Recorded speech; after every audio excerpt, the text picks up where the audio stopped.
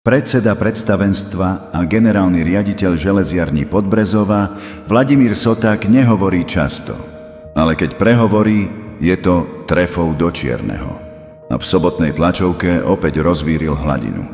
Jasne povedal, ak chceme budúcnosť, musíme do nej investovať. Nebral si servítku pred ústa. Matovičovi, Hegerovi aj Ódorovi vyčítal, že nedokázali naplniť štátny rozpočet. A pripomenul, že mladí, šport či kultúra dostali minimum. Za to neziskovky? Tie podľa neho rástli ako huby po daždi. A keď sa Európska únia po 30 rokoch náhle vrhla na podporu hutníctva kvôli výrobe zbraní, Soták to označil za absurdné.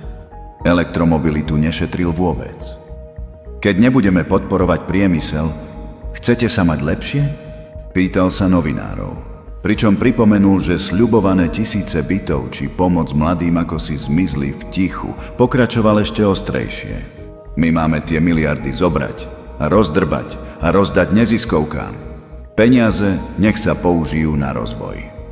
Poukázal na 17 000 neziskoviek, ktoré podľa neho čerpajú miliardy bez kontroly. Zatiaľ čo priemysel roky hľadoval. Dotkol sa aj energie a Európskej únie. Viete, koľko my platíme za elektrickú energiu? 120 eur za megawatt hodinu. Pretože Európska únia nastavila energie tak, ako ich nastavila. Kým iné krajiny platia polovicu, Slovensko podľa neho stráca konkurencieschopnosť. A napokon prišla jeho typická irónia na adresu elektromobility. Vyhlásil, že je fantastická. A vysvetlil, že cesta z Bratislavy do Košíc trvá 2 dni, lebo nabíjanie vás prinúti navštíviť polovicu Slovenska. Takéto hlúposti sú to, uzavrel.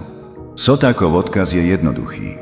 Ak nechceme prešľapovať na mieste, musíme peniaze konečne dávať tam, kde vzniká hodnota. Politika sa ťa týka, či chceš alebo nie.